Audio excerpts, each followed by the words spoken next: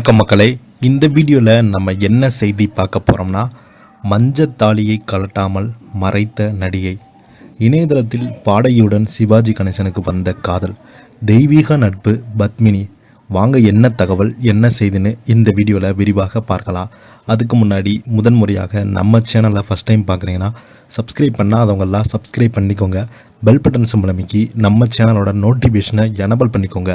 நாங்கள் போடுற வீடியோ எல்லாமே உங்களுக்கு உடனுக்குடனே வந்து சேரும். வாங்க என்ன தகவல்னு இந்த வீடியோவில் பார்க்கலாம். யார் வாழ்க்கையும் சிவாஜி கணேசன் கெடுத்தார், அழித்து விட்டார் எங்கேயுமே வரலாறு கிடையாது. குடும்பத்தை விட்டு பிரிந்து கிடந்ததாக பல நடிகர்கள் சொல்ல முடியும், ஆனால் சிவாஜியை அப்படி சொல்லவே முடியாது என்று மூத்த பத்திரிகையாளர் சேக்குவாரா தெரிவித்திருக்கிறாரு. அத்துடன் பாடகி ரத்தினமாலாவுடன் சிவாஜிக்கு இருந்த காதல் பற்றியும் கூறியிருக்காரு. சிவாஜி ஒரு சாதி வெறியர் கிடையாது, ஆனால் குடும்ப பழக்க வழக்கம் குடும்ப கலாச்சாரம் சார்ந்த ஒன்றை மட்டும் கடைபிடிக்க வேண்டியிருந்தது. அதனால்தான் அவர் சார்ந்த சமூகத்திலேயே பெண்ணெடுத்து திருமணம் செய்தார். குடும்ப பழக்கத்தை கடைபிடிக்க வேண்டும் என்பதால் மகன்களுக்கு அவ்வாறே திருமணம் செய்து வைத்தார். குடும்ப கலாச்சாரம் சமூக படைப்பு குடும்ப கலாச்சாரத்துக்கு ஒவ்வாத விஷயம் வரும்போதுதான் மகன்களின் திருமணம் விஷயத்தில் கண்டிஷன் போட்டார். மற்றபடி சிவாஜி காதலுக்கு எதிரானவர் கிடையாது. சிவாஜிக்கும் காதல் இருந்தது. ரத்தினமாலா என்ற நாடக நடிகையுடன் காதல் இருந்தது என்ற வரலாறு உள்ளது. ரத்தினமாலா ஒரு சிறந்த பாடகியும் கூட. அந்த காதல் திருமணம் வரை சென்றதாக பேச்சு உண்டு. ஆனால் சமூக வரம்பு குடும்ப கலாச்சாரம் என்றெல்லாம் வந்தால் தான் கமலா அம்மாவை திருமணம் செய்தார். நாடகங்களில் நடிக்கிற காலகட்டத்தில் தான் ரத்தினமாலா சிவாஜிக்கு காதல் மலர்ந்தது. அந்த காதலை சிவாஜி எங்கேயும் காட்டிக்கொள்ளல. ஆனால் எம்ஜிஆர் அதை பற்றி ஒரு முறை கமாண்ட் அடித்ததாக இணையதளத்தில் படித்திருக்காங்க. எம்ஜிஆருடன் தங்கையாக ஒரு நாடகத்தில் நடிக்கும்போது தான் ரத்தினமாலா வந்தாச்சு, இன்னும் சிவாஜி வரலையா என்று விளையாட்டாக கேட்டாராம். அந்தளவுக்கு கிசுகிசா காட்டலும் காதல் உண்மைதான். ஒரு கட்டத்தில் ரத்தினமாலாவை இரண்டாவது திருமணம் செய்து கொள்ளலாம் என்று சிவாஜி முடிவெடுத்தார். ஆனால் ரத்தினமாலா அதை தவிர்த்து விட்டாராம்.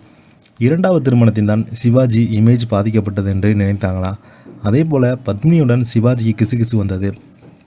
உங்களை பத்மினியுடன் இணைத்து கிசுகிசுறாங்களே என்ற செய்தியெல்லாம் கேட்டபோது எனக்கு பம்பிமாவுக்கு உள்ள உறவு தெய்வீக நட்பு என்று பளிச்சென பதில் தந்தாராம்.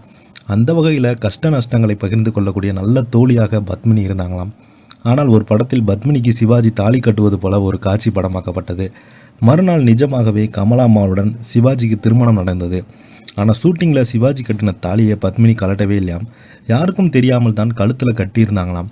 ஒரு கட்டத்தில் பத்மினி சகோதரி தெரிய வர அவங்க அம்மாவிடம் சொல்லி அம்மா அட்வைஸ் செய்த பிறகுதான் தாலியை கழட்டினாங்களாம்.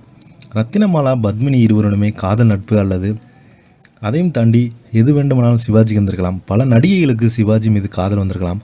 ஆனால் குடும்ப உறவு என்று வரும்போது தன்னுடைய மனைவிக்காக பிள்ளைகளுக்காக உண்மையான நேசத்துடன் வாழ்ந்தார். அதற்காக உழைத்தார்.